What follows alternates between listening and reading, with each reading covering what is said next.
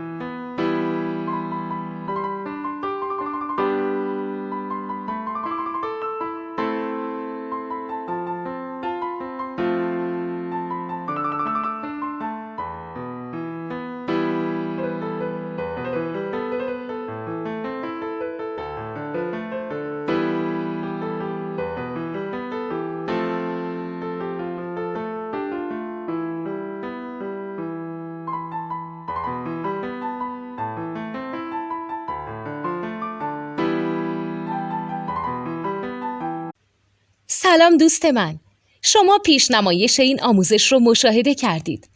برای دیدن آموزش به صورت کامل میتونید به وبسایت نوت2 که مرجع آموزش موسیقی هست مراجعه کنید.